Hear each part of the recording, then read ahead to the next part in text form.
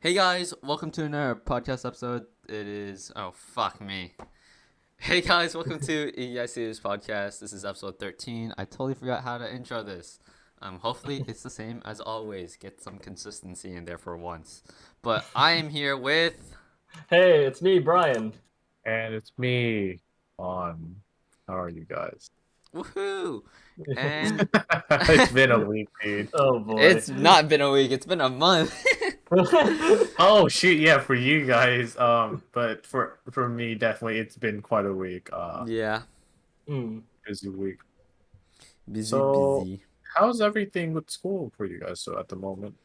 I had an interesting time today. Well, okay, firstly, school-wise, it's boring but also productive because I could just sit there and do nothing.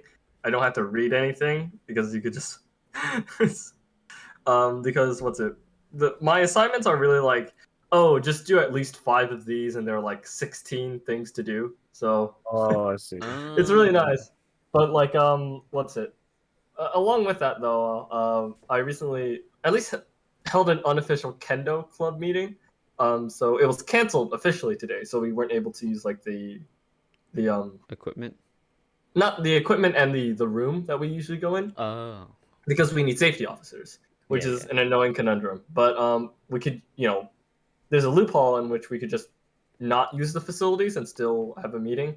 So I was like, so I took advantage of that. I got 2 people to come over, which was pretty nice, and I got to teach them some stuff, and it was really cool. It's nice being able to teach. I just it's just really nerve wracking when they're just like dead silent. Oh yeah, Yeah. it's Yeah, I always suddenly that feel awkward bad.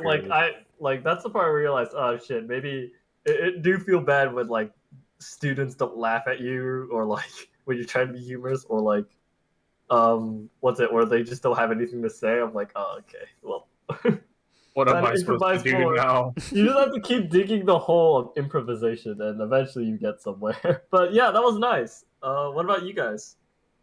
Uh, well, I guess I'll go next because it's pretty short. Again, me, Brian, me, Brian, and on yesterday we were actually talking about a lot of things.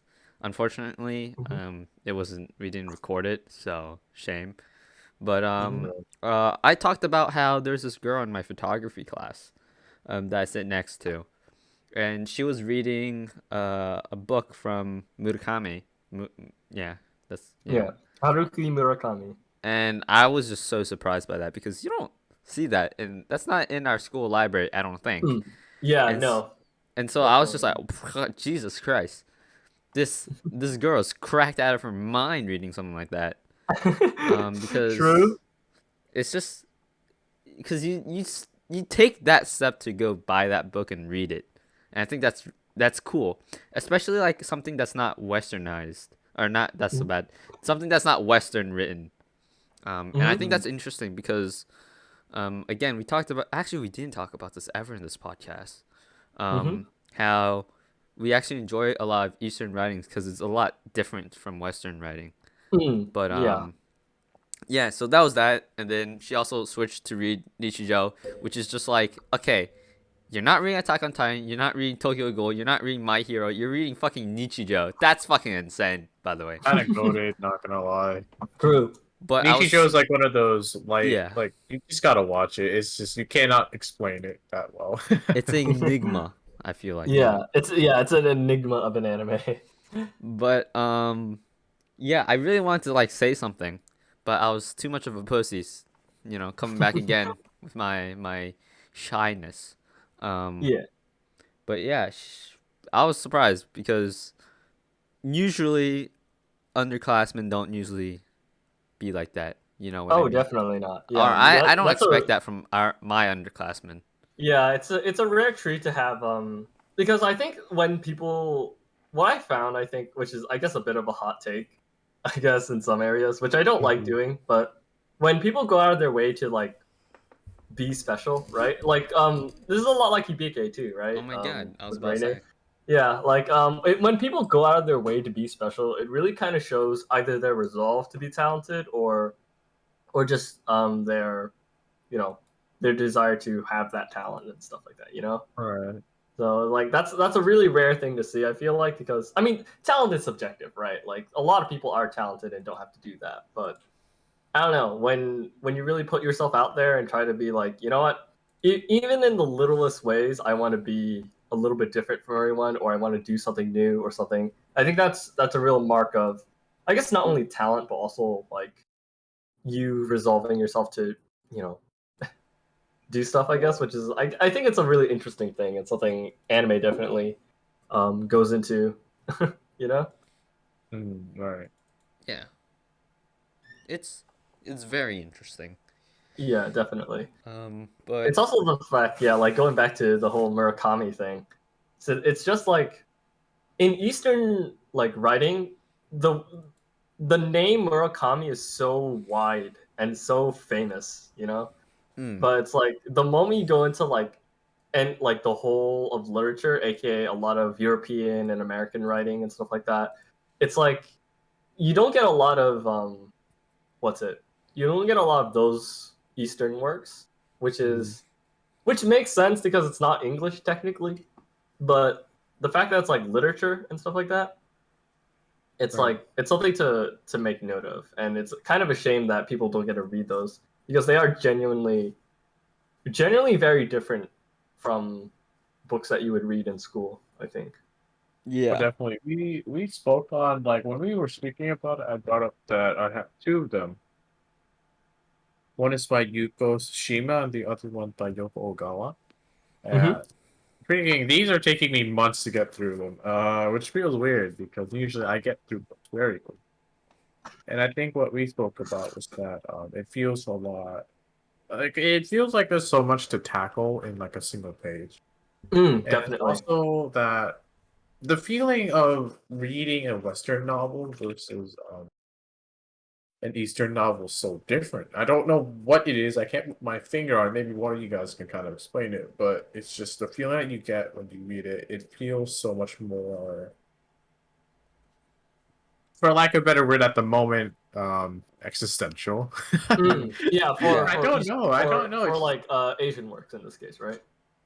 yeah. Yeah. It's just, I think Kevin actually talked about this, and we did have a little discussion, but we didn't go too deep into it. It was Yeah, something to do with depth in characters, right? And then I think you made a specific point too, right? something like that. It was uh, like late at Yeah. night, dude. Yeah, so it was pretty I think late. Yeah. yeah, something that I see a lot of. So in Western writing, a lot of it is trying to, I guess, flesh out like a very, um, how should I put, versatile scale, right? Where it's like a lot of flowery and beautiful language involving things like setting or characters and the plot, right? Oh yes, that's what Kevin was going for, the plot. Oh yeah. Whereas, yeah, Right, so right. whereas Eastern writing, or at least Eastern writing, quote unquote, it's really okay. So, real quick notion. I feel really uncomfortable sometimes using East Western like analogies, but because sometimes it doesn't apply correctly in the right context. Right. This is it's Um, in a very but general yeah, sense. so this Right. is this is more general as well as spotting out interesting differences between works that we personally have read. So this includes like for me it's Dazai, you know, or Murakami, etc. But in Mhm. any case, whereas Western writing is a lot more like plot and plot in general. This includes things like setting, characters, conflict, etc., and shaping out that what the characters do. Mhm. In Eastern writing, it's a lot more emphasis on the characters themselves as people or as things that will react to something, right? Yeah. So rather than, for example, I like to point out Dazai and his novel No Longer Human. The one striking thing about his book is that it's very much delving into the mindset and perspective of this character, Oh. where you'll understand where he's going from and are just like looking through the eyes of this person and being like, yes, I get it, even though I'm not you. Where um, he'll he essentially dreads humans, this character, and he doesn't think of himself as a person. like a human. So you have to sit there and read through this person's slog through life. There's no conflict. There's not necessarily a conflict per se. It's just more or less a character trait that's emphasized and brought out. And it's a beautiful thing because you get to see this character, develop and grow without the need of a conflict, quote unquote, per se, right? Or a traditional one. Right. And this is also reflected, especially in other works. Kafka on the Shore by Murakami also does something similar, where yes, there is kind of a conflict, but it's more subtle and also again dives into character psyche. Yeah. Yeah. Whereas with Western writing, while there are exceptions and it's there, it's not as emphasized as deeply. I'd like to argue. Right. It's like, what is it? Bringing up back the book, by Yuko Tsushima, Territory of Light, that I spoke about with you guys. The way how I made the comparison was to the anime. I don't know if any our viewers have seen it, but 5 centimeter per second. Mm-hmm. Like I watched it back then. As a moody teenager, that wasn't a good idea. Yeah. It was depressing because of how realistic it is. Mhm. There's a few quotes that I want to share with this book because this book is basically if any of you guys haven't read it, I would recommend it, but I wouldn't recommend it. I implore you Yeah. to explore it. Yeah. But but it's about a woman who's trying to live her life now that she's a single mother in the process of trying to divorce with her husband who's not working with her and just dealing with life itself. And it's okay, so there's two things that I want to share. One quote that I actually wrote for my college essay from the Ooh. book was Ooh. so Fujino is her husband name in that book. So the quote is very simple, but it's both Fujino and I were flesh and blood human beings who didn't want our lives to end yet. Mm. The reason, okay, so in context of the line probably makes more sense, but I think it just I think the reason why Japanese writings in literature was so much harder for me to what is it, grasp is because I got so used to reading Western novel. I started off reading Western novel. Yeah. A lot of time the way they fluctuate in their writing, it's like the mood, the atmosphere they create with their writing. It feels too real. Oh, Oh I know yeah. exactly what you Yes. mean. Yes. Yes. And also the fact that not all the novels have like a happy. Well, I'm not saying like okay, so it's the ending to a lot of books, a lot of Western novels I've read. I've read all from young adults to horror stories to. I've Right. read a lot. But Mhm. I'm by no means an expert in Western novels, obviously. But from what I've seen, there's usually either a very satisfying ending or it's just an ending that's like Oh, like a definitive ending, right? it's kind of definitive in a way where you can be like, okay, I kind of know what happens next, or I know where the character is going. Yeah. Or like But the fact that it's like this is the end of the Yeah, story in like a way, you right? have a clear plot end. Like Yeah. this is mm, the conclusion. but Yeah. this book, I actually don't know. So let me read this final Yeah. page if it's all right Yeah. for you guys. Yeah. I think I know where you're getting at though. hmm Mhm. What is it? If I were to read it real quick for you guys, real quick. The Story woman fell time. silent with an awkward smile at the interruption from her husband, who was busy in the next room. I thanked her hurriedly and left. On the way down to the stairs, I peered in the window, whose checkered orange curtains were half drawn. But I learned nothing about the room, as there was a tea cabinet and a bookshelf hard up against the pane. No hurry, I told myself. We'll meet soon enough. And I headed back to the realtor to leave the deposit. Having secured the place, I went home to the apartment in the office building, which the late afternoon sun was flooding with the reddish light, so bright it was almost suffocating. I stood in the entrance for quite a while, taking it all in as if I had already been gone for years and could no longer call a clear image to mind.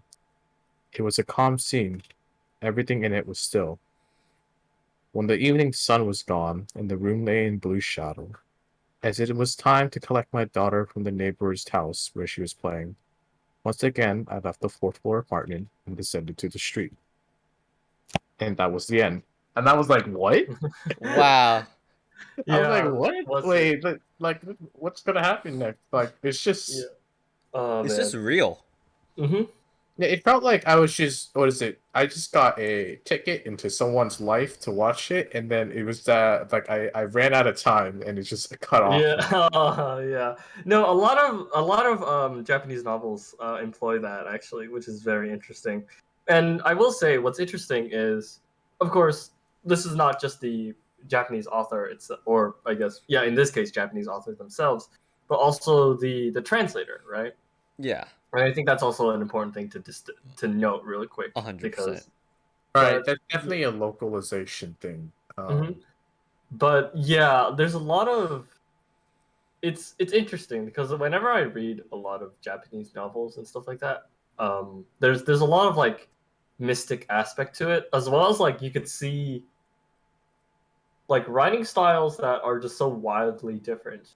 Like you'll look at a lot of American or British novels and stuff like that, Mhm. right? And I don't know how to put this. It's just you get bored, I guess. You get bored of like the conventions that they point out, and I think that might be the fault of high schools. I'm not sure, but Yeah.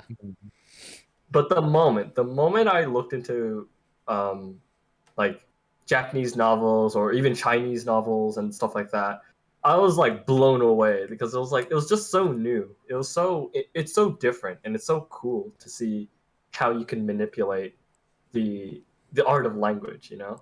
Yeah. Mhm. I think an interesting thing that I was realizing throughout my English class was so my teacher, right? She was talking about active versus passive voice. Right. Oh yeah.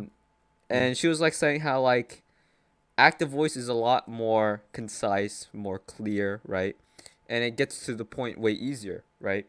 Mm-hmm. And I was like, yeah, that's all true, right? But and then I started to realize like passive voice, like she started to say that like is this active or passive? And if it was passive, does it need to change? Right? As in like Oh. is there a way to make it active, right? Right. Which I think is like, okay, you're training us to write in an active voice more often, right? Mm-hmm. But I think what like of course I haven't read a lot of novels recently. But Mm-hmm. when feel like an Eastern novel, I feel like the word passive, it like if you were to choose a word active or passive towards an Eastern novel, I would I would lean towards passive, right? Where it's Mm-hmm. more slow, it's slogged down, right? But it's also way Mm-hmm. more like peaceful in a way because of that. Mm. Like it's like flowing water, right? Right. Yeah. Where like it fits just anything. While Mm-hmm. in a lot of Western books, it's more action based. It's more active in the way it does things, Right. and I think that's such a big like jarring thing that I just like kind of hit me while I was in English class. Was just like maybe Japanese and Chinese and Eastern in general, right? Maybe they don't really care about active versus passive as much as my English teacher does, where they're able to just say, okay, this is passive, right? And Mm-hmm. these are the quirks of passive that slows down. It's more like wordy, right? Mm-hmm. And why don't you just make it super passive, right? And Mm-hmm. wordy, right? But also with the amount of words, just try to like straighten it out to make it less wordy but still very passive. Right. Right. While, like things like Harry Potter or whatever, it's a lot more active and moving forward and trying to Mm-hmm. get like this activeness going within the character. It's Right. definitely if it definitely each one of them has their own usage, especially with, like creating a scene. Yeah. If I were to kind of explain this to you guys in a music, the tonality where it's the scale degree, there's the dominant, there's the subdominant. The subdominant is basically okay. So, man, my bad. I wait, hold on. I have to pull out the keyboard for you guys. Music kind of. Oh. So, Oh. can you guys Here we go. imagine? Can you guys imagine like a keyboard, like a piano? Yes. Okay. Wait, hold up. I might actually have to pull Oh this my god. Do whatever you want. Do whatever you want, dude. Here we up. go. Fuck it. Go for it. Okay. We're learning from each other, and that's important. Yeah. All right. Let me pull up. Just the easiest way to do this is just a virtual piano online. Then I'll plug it. Let's see. It should be too hard. It's just way easier to. Yeah, but I guess in the meantime, while you're like pulling it up, I think that's something that's really emphasized about Mhm. something that high school doesn't teach you, which is almost maddeningly annoying to me because there's so much artistry that goes into it. Um, for example, like they talk about like active and passive and how active should be used more often and stuff like that. But it's like there's so much nuance in it, and that all contributes to a writing style. And it's not just that; it's the different mechanics of writing and language. You'll have things like metaphor and simile, and they'll teach you these things, but they don't teach you, I guess, how beautiful the art of it can be, and rather just boil it down to something that's very technical, which is really bad, I think, because writing, like even in like papers and stuff like that, you still need to have that control over, or at least a writer, a really good paper will have control over that language and that manipulation because they understand what words mean, what specific words will do when you place them on the page, right? And Mhm. also um, how all of those will string together to make something that flows well, And it's a very skillful. It's you can see so much of that skill being in not only just like West, not only in Eastern writers, but also in Western too, who also excel at those kind of understandings, and as such have different understandings because they have unique styles. So Mm-hmm. yeah. All right. All right. I have my All right. piano. Hold up. Well, Yeah, I know. kind I of. pulled up the stream. I heard you spamming your keyboard, and I was just like, oh, gotta mute All this right. for a little So bit. you see C, right? Well, I don't see it, but Yeah. Wait, what? You don't see it? Yeah, there we okay, go. there There we we go, go. there we go. Viewers can't Right. see it, but just imagine. All right. So if you let's say just take C for example, it's easier. If you go up to the fifth scale degree, it's G, C to G. So that's the dominant, right? Dominant Right. is very strong. It's a very strong chord you can always use in your sheet, especially in jazz. You use it a lot. Mm. But then there is so if you go up 1, 2, 3, 4, 5, that's the dominant. The F is the subdominant. The Ah. reason why it's called the subdominant is because let's say you go up 5 scale degrees from C to G, that's the fifth so G. But you go from C but down 5 degrees, the F is 5 below the C. It's a subdominant. And the reason why I found that so important because both of them have their own usage. When you go from a the starting pitch, the C, and then in your music you use a dominant, you go to a dominant kind of like chord. Mm-hmm. It's very strong, very bright. It's very strong. But then if you go to subdominant, it also has its own purpose because it lays back a bit more. It's a lot more, in this case, passive instead of active. And using Mm. those two in music concurrently, it's super cool. And the effects that you can do, very simple, but there's so much you can mix around with and play around with it. And I think that applies a lot to writing too. Like Oh a lot yeah. that's the problem because I actually have the issue where teachers has always been like you gotta have active writing. They always drove in active writing and that's in my head. Mm-hmm. But passive isn't necessarily bad.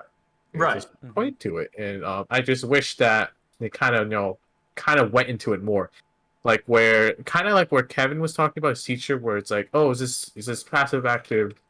How can we change it? But I kind of wish it's like, do we need to change it, or Mm-hmm. would passive fit better Yeah. here than active? And I think that would also just ultimately lead to a more interesting discussion too, right? Because here's the thing with high school, which is really annoying to me looking back as well.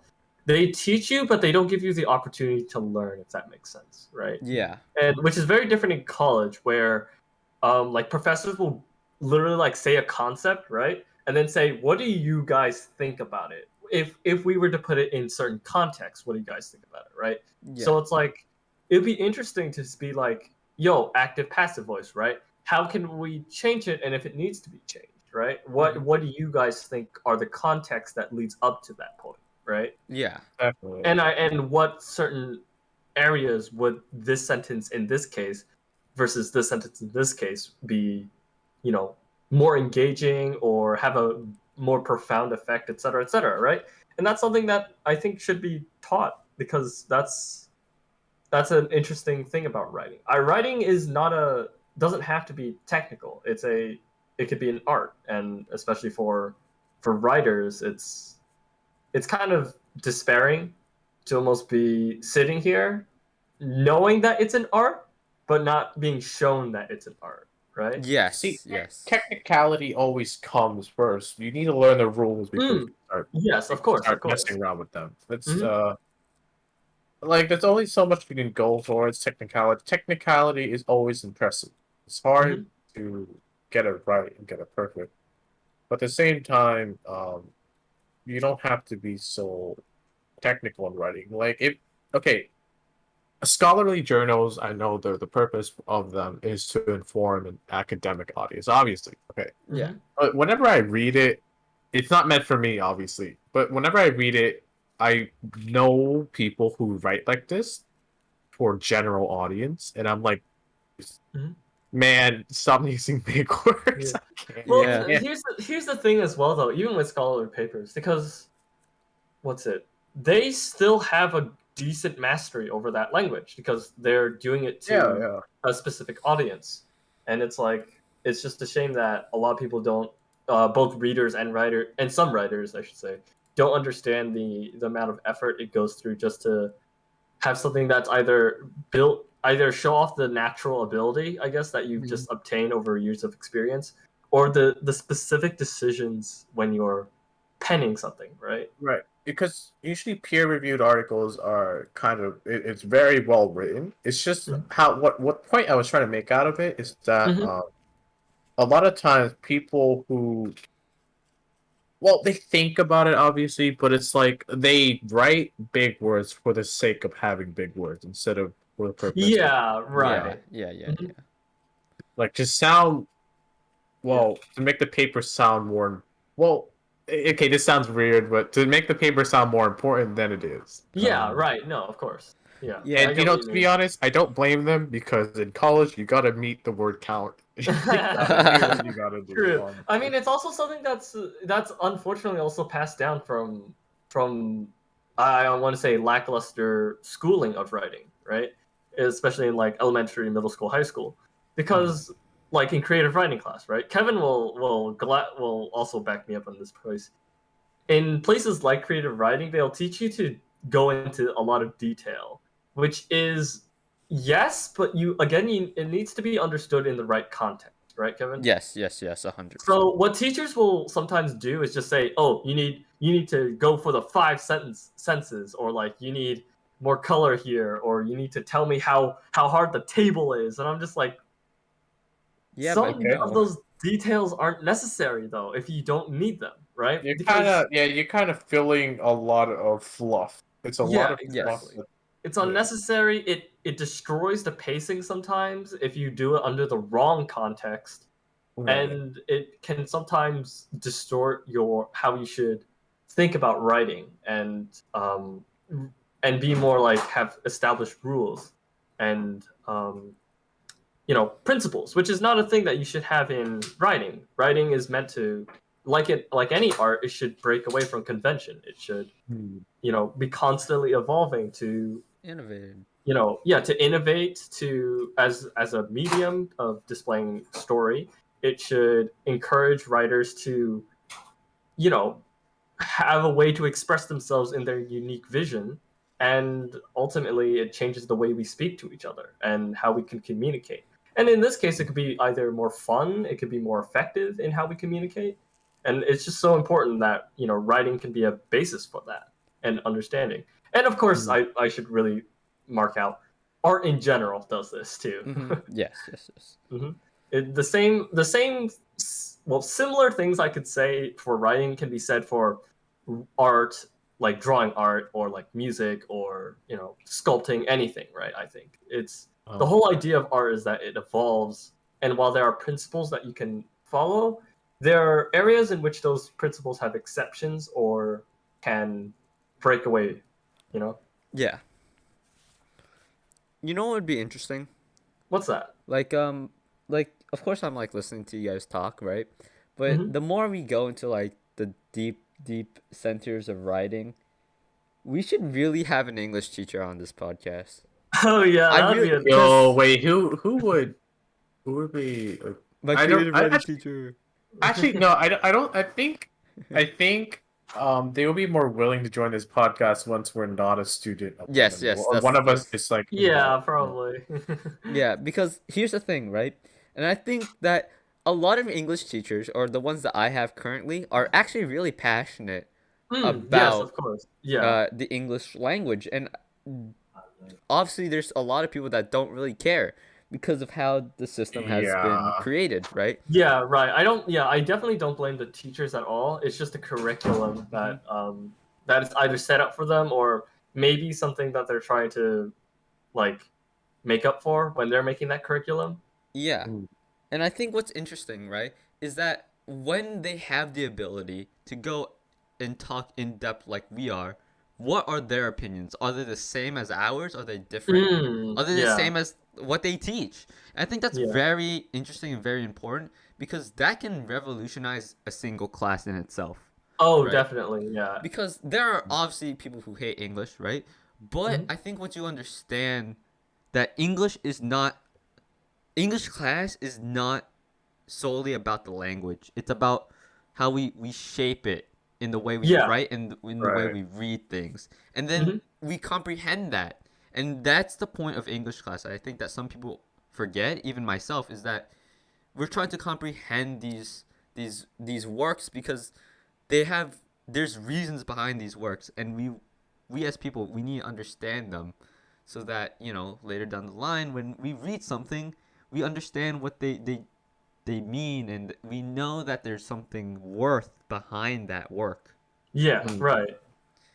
And It's so yeah. It's almost very sad when people kind of disregard some works. I like, for example, right? Like even I will shit on things like Lord of the Flies or whatever other books we'll read, but it's in a way now I'm coming around to it and realizing that they really did like try to you know innovate the work and innovate the medium of writing because every writer wants to say something, right? yeah. And that's just it's a medium in which we can be heard. It's not simply just a book to read or like a how should I put just words on a page, right? It's Mm.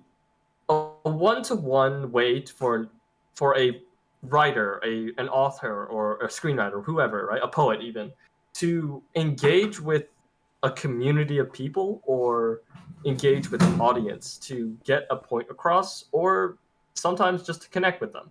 And that's why we'll have things like stories that just entertain, right? Mm-hmm. Exactly.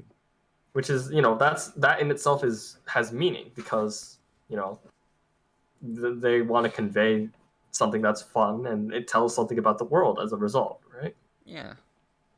I don't know. I think this topic is very it's so deep and it's so It's so interesting. complex, yeah. Mm. There's a lot of twists and turns when it comes to ideas like this about writing, especially, and I've learned this a lot more with both experience and from learning from other people, even people I disagree with, which is I I'm think is it's really cool to understand that, right? I'm actually quite interested. I know that our podcast right now is quite small, but if we can even reach out to like maybe I'll look out there because there are screenwriters, script writers. Maybe if we English teachers is definitely one I guess we can definitely try to get on. But I was thinking even maybe even script writers. That would be Mm, really Yeah, interesting. no. I mean, yeah. for anyone watching this, they're probably my friends, right? If you know a Yeah, or my friend, friends either. yeah. Yeah. But if you guys know a friend of a friend or a friend of a family member or anyone, just ask, "Yo, um you seem to like this. Do you want to talk more about it?" Because we find things interesting, right? And it's Mhm. not just about writing, just about script writing, just about animation. We actually want to learn more about other things as well. That is interesting, right? Because Mhm. when we do these things, when we do anime, when we talk about we also have other things that come into mind, right? Like for Right. example, I know some of my friends want to be engineers, right? Or like a lot of people want to be engineers nowadays. But what concepts do they think about, right? And how does that work in a creative mindset, right? Mm-hmm. Because engineers are creative people, but Mm-hmm. on the surface, a lot of people just think, oh, they just do a lot of math. They're very smart, statistical people, stuff like that, right? But Mm-hmm. what about the creative side of it, right? Yeah. What goes into that? And I think that's such an interesting thing. And there's a lot of questions that are so interesting that no one talks about. And I think that's like a key thing about like what we do as a podcast is that I want to see these hidden questions that are boiling inside, right? And see if we Mm-hmm. can find something because there's Yeah. always that hidden gem, and that's the amazing thing, especially Mm-hmm. when like me, and Brian talk. When we find this thing that's like super interesting, that is what makes me keep going. Yeah. I think a good example of this, right, is something that Karen and I discuss on a regular, well, not a regular basis, but we toy with the idea because it's something that I don't think anyone has discussed or anyone has coined, and that's the idea of genre expression, right? And the idea behind, or at least the, I guess, idea that Kevin and I have behind genre expression is this idea of how a work will express itself by its genre and what aspects constitute towards the, I guess, evolution or the continuation of this genre in a way, right? Yeah. We're still, I guess we're still trying to just figure out what it means, but it's like it's just those key words that are just like interesting, and it's like there might be something there to understand or learn, right? Definitely. Like again, like there's just so many interesting things that people just don't understand, and we are at fault at, or not at fault, but we are also one of those people that sometimes don't understand certain things or Mm-hmm. don't go in depth in it. And I think I feel bad for people who like, for example, Brian finds like a lot of joy in Girls on Panzer because he finds there's a lot of depth in it that people don't really care about, and that triggers him. And to Yeah. me, that's interesting, right? Because finding out why that was so special, right?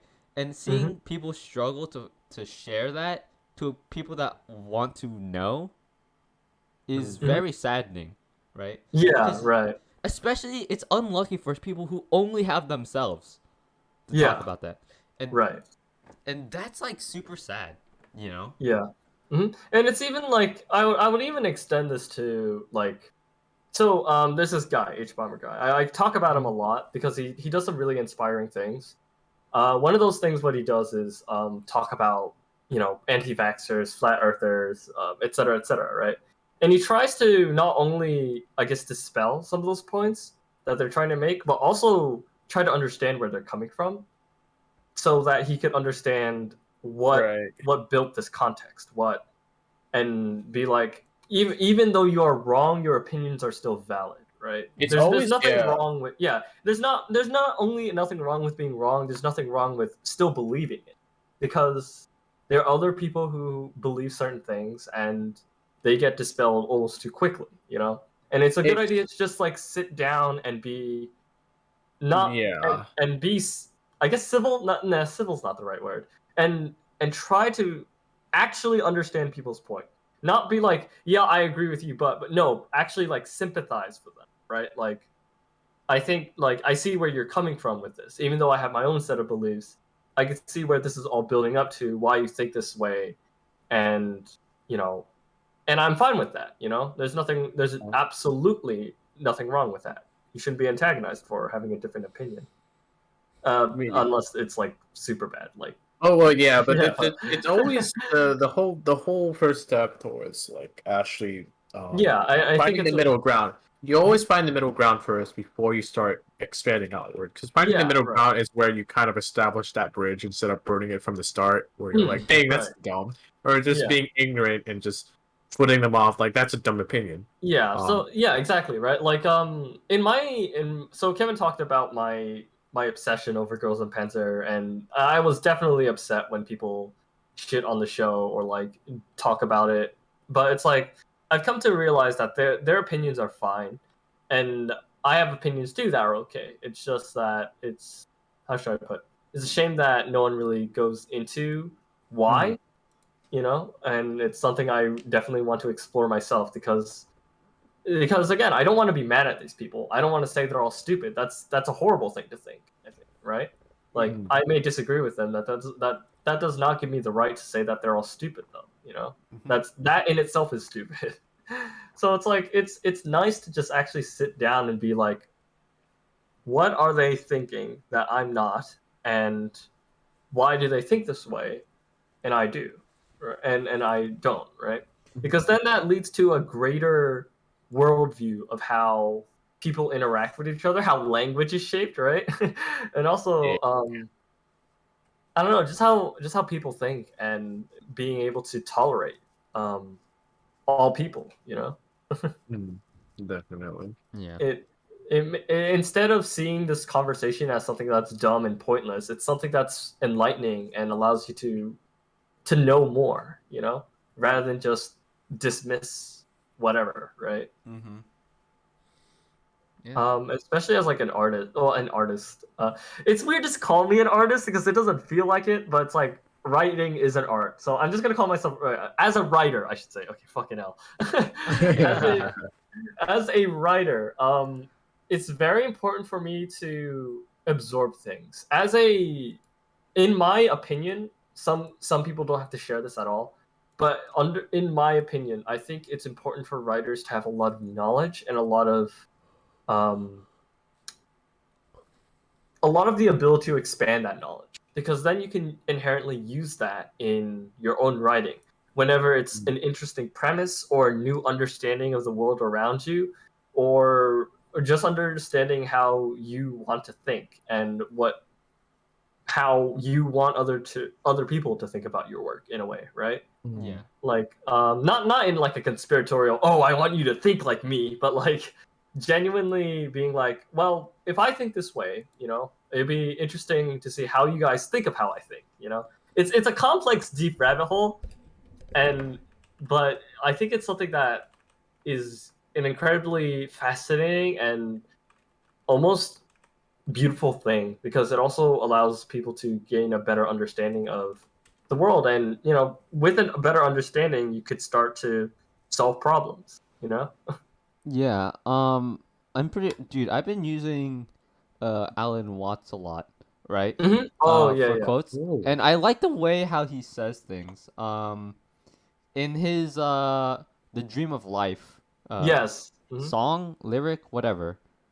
Or Yeah, not whatever he says. yeah, He yeah, says this he says, quote unquote, I'm not trying to sell you on this idea in the sense of converting you to it. I want you to right, play yeah. with it. And Oh, that it's is really good. so, I like that line a lot. It's such a good quote. Yeah, that is actually a brilliant line. And I think Because people need to say that more, you right, know? exactly, right. Like, yeah, because whenever I'm talking with people, especially about Girls and Panzer, so here's the thing. I think I'm the only person who actually sees Girls and Panzer as a complex work. So Mm. whenever I come up with it, I really try to take it home that while I have this opinion, um, I I don't like it when I'm like intruding on other people, right? Because it's their Right. ideals. And as is that in that sense, I stand by that quote a lot. I don't want to convert people to my ideal, but I want people to at least play with it. I want people to be like, just at least entertain the idea that there's something there, right? Because then that just breeds a more interesting conversation. It's a lot like I don't know. It's how you interpret a lot of science and a lot of history too, right? Like You have so to be open to change, it's especially. not only open to change, but also being able to even though you doubt something, you could still play with it and be like, okay, maybe there is something there. Let's either research or test these things out, Mm. and it's like, and Yeah. if it's wrong, then okay, yeah, we have an understanding of that. But if it's right, can you imagine how much interesting it would be to find out if it were right?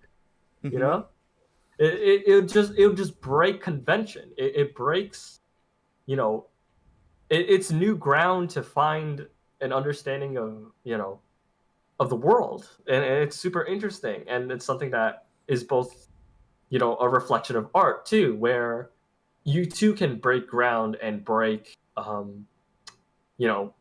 break away from things to try to experiment, to try to gain a better understanding of the world, as well as, how should I put,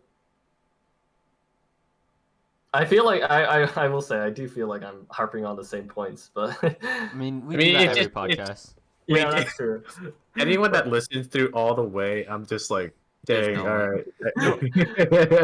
right. Going back, I said this yesterday, but my friend actually said that the podcast is boring. Well, it is very niche. That's the thing. Yeah, I think so 100%, too. 100%. Yeah, because I look also- back on the podcast, and I think they're actually quite enjoyable in my opinion. It's Because probably just a very nice thing to put in the background. I can see that. Definitely. Yeah, My that I friends can see. put it on the background apparently when she studies, so that's pretty cool. Hey, nice. But I think it's also interesting because then people can. Again, I think it's directed at a specific audience for us, right? Mhm. It's for people who either want to understand art and understand writing and anime, in an almost, I guess, an academic quote unquote sense. Whereas it's not for people who just like watch it casually or don't really care about the understanding, and that's fine. That's fine if you don't want to. But like it might be harder to watch something like this because we go into the complex production and the complex, Yeah. areas of how anime is produced, and as a result, how its contemporaries are produced as well. And that could be very, very boring. Yeah, it can be, especially if that's not your forte. But if it is, and it's something that you're interested in, this is definitely like a podcast. I think that's really cool to. You know what I watch. realize?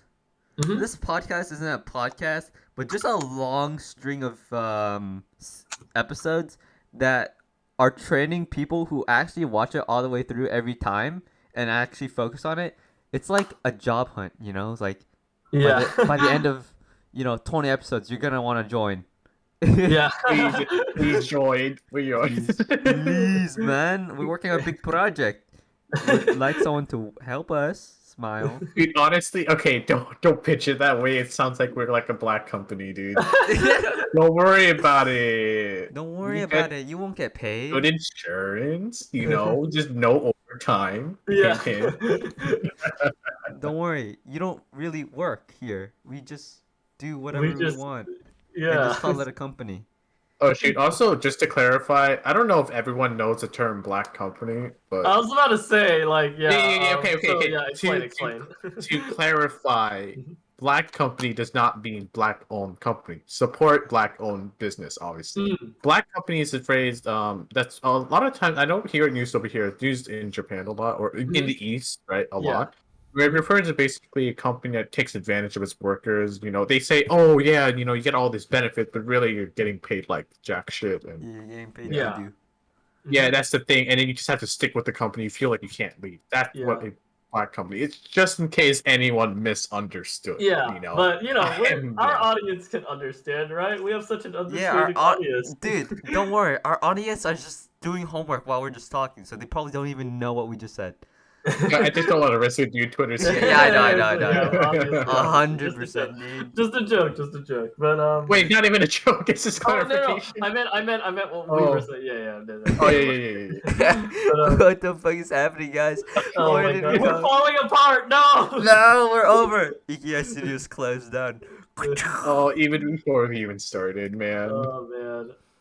Oh my god. But yeah, I will say it's super going back, I guess. I don't know. It's also a shame. I don't know if it's with everyone, but especially with some people that we know, right?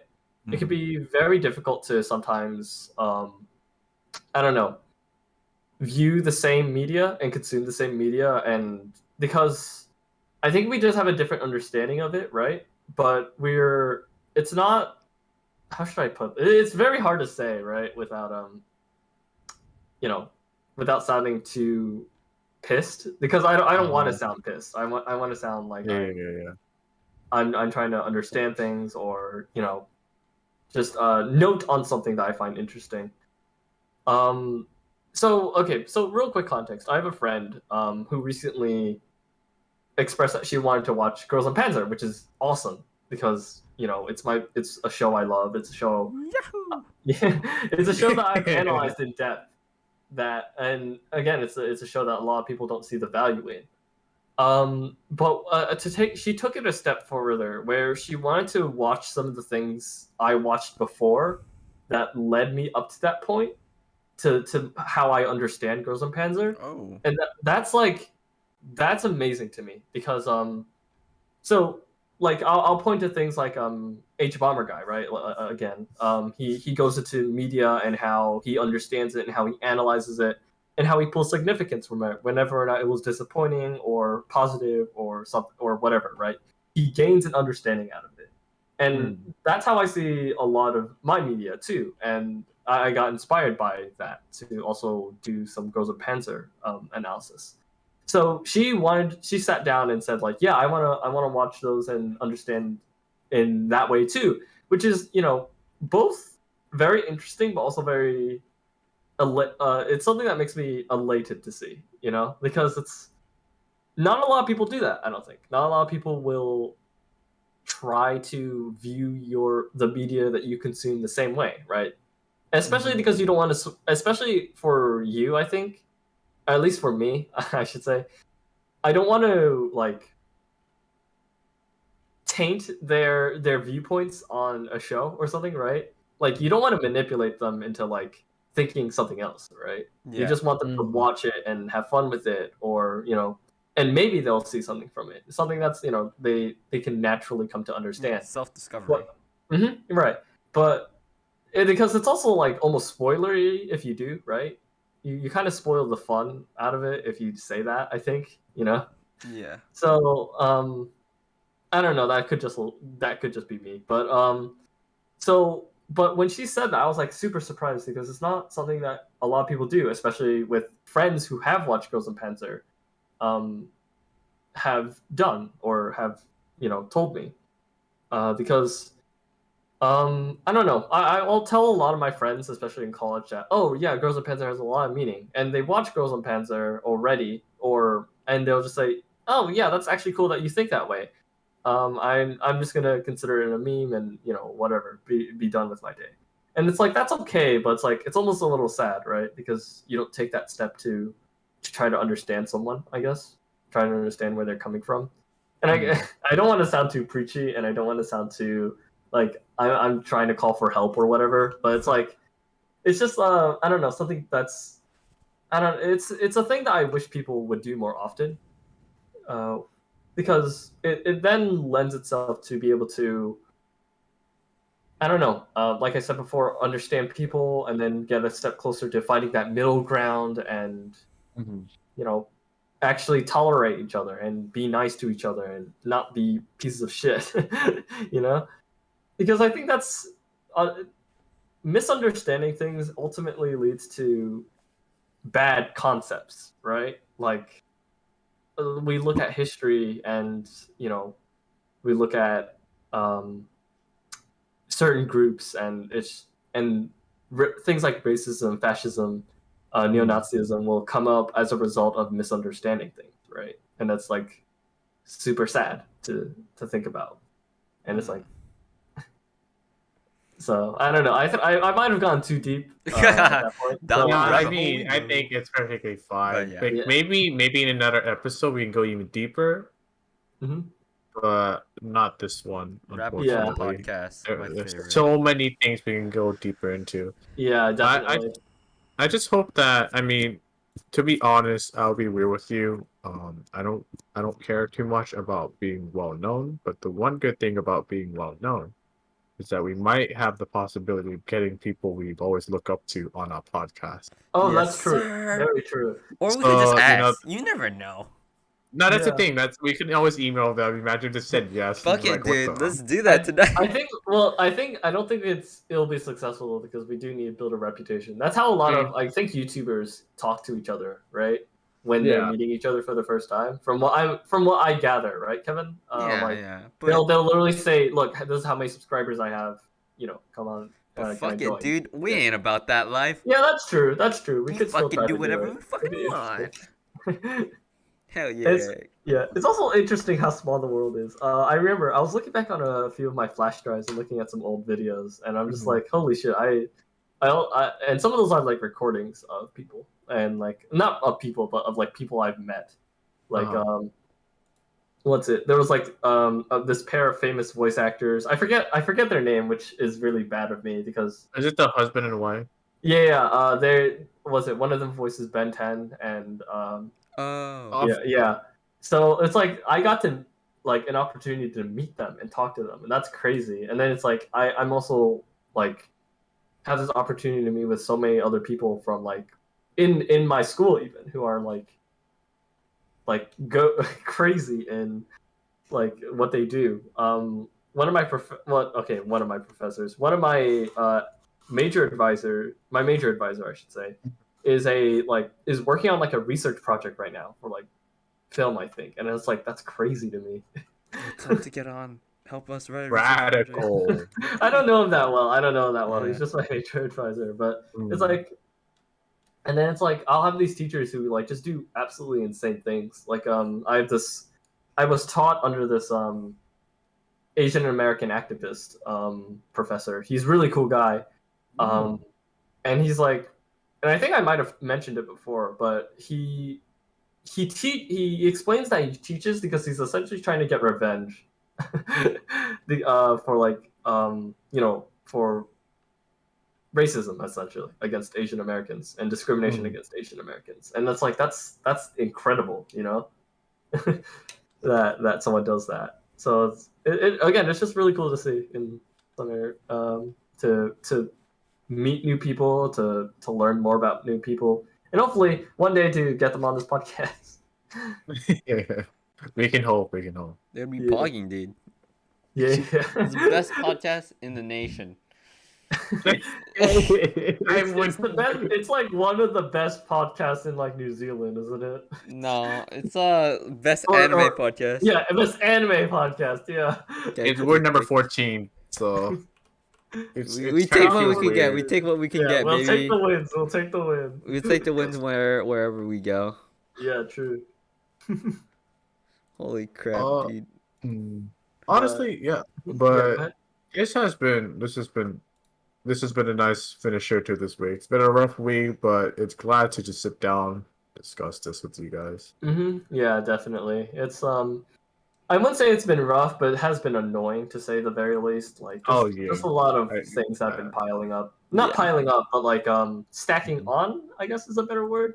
Because it's not that much. It's just that it's like I need to do my CPR certification. I need to, I got to work on a paper soon. Script writing, stress about not stress, but like worry about worry is a better word, about the Girls of Panzer analysis and if I'm gonna make it in time.